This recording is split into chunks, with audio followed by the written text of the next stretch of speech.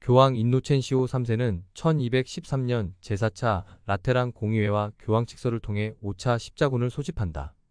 인노첸시오는 이슬람 세력으로부터 예루살렘을 되찾기 위해 4차 십자군 원정에 나선 바 있다. 하지만 비잔틴 왕자 알렉시오스 앙겔로스와 협정을 맺은 십자군은 1203년 주력 부대를 동로마 제국의 콘스탄티노플로 보낸다. 십자군은 치열한 공성전 끝에 동로마 제국의 수도 콘스탄티노플을 점령하나 성지 탈환에는 실패한다. 십자군의 파괴적 약탈로 돌이킬 수 없는 타격을 입은 동로마 제국은 몰락의 길에 들어선다.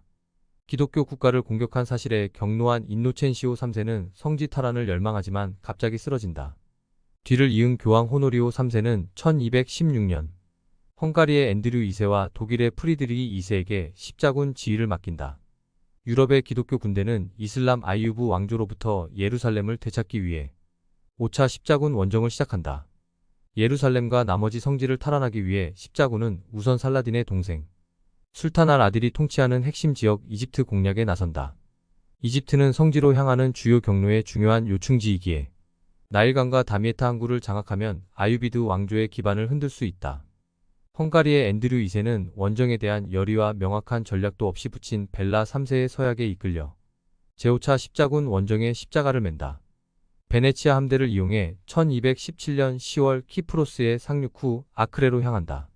아크레는 십자군 전쟁 당시 남부 레반트의 지중해 연안에 위치한 해상 거점이다. 아크레에 도착한 앤드류 2세는 8월 예루살렘 왕 브리엔의 종과 합류하여 시리아와 이집트를 동시에 공격할 계획을 세운다. 하지만 시리아에서 제한된 군사 작전만 벌이다 이슬람 아이유브 왕조의 군대와 처음으로 충돌하자 팔레스타인 탈환 의혹마저 잃는다. 병약한 앤드류 2세는 파문의 위협을 받으며 군사적 성과 없이 헝가리로 돌아간다. 독일의 황제 프리드리히 2세가 십자군에 참여하지 않자 십자군은 1218년 이집트의 항구 도시 다미에타 공략에 나선다. 당시 프리드리히는 아직 신성 로마 제국의 황제로 즉위하지 않아 시칠리아의 왕과 로마 왕의 신분을 유지한 상태이다. 십자군 원정이 자신의 정치적 목표를 이루는데 실익이 없다. 여긴 프리드리히는 자신의 왕국을 안정시키는 데 전략을 집중한다. 예루살렘 왕 브리엔의 조는 나일강 하구를 통제하기 위해 다미에타 탑 공략에 나선다. 다미에타의 탑은 나일강과 이어진 다미에타 항구를 방어하는 전략적 방어시설이다. 철로 된 거대한 체인으로 나일강 입구를 막아 십자군 함대의 항구 진입을 차단시킨다. 부교와 부유식 공격 장비를 이용해 체인을 끄는 십자군은 이집트의 해상 방어선을 무너뜨린다. 다미에타 탑을 점령하는 데 성공한 십자군은 나일강에서 다미에타 항구로 접근할 수 있는 길을 연다. 다미에타 도시를 완전히 포위한 십자군은 강력한 해상 봉쇄를 통해 다미에타로의 물자 공급을 차단한다. 약 18개월 동안 계속된 긴 공성전에 술탄 알카밀은 1219년 11월 다미에타를 잃는다.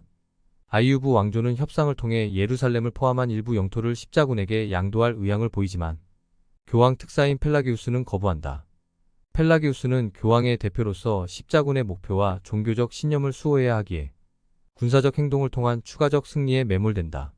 게다가 전리품 획득으로 사기가 치솟자 십자군은 1221년 나일강을 거슬러 올라가 이집트의 수도 카이로로 진격한다. 하지만 나일강의 범람으로 보급선이 끊기고 이집트군의 반격에 병력의 많은 부분이 소실된다. 무모한 공격적 전술을 펼치다 대패한 십자군은 다미에타도 포기한 채 철수한다.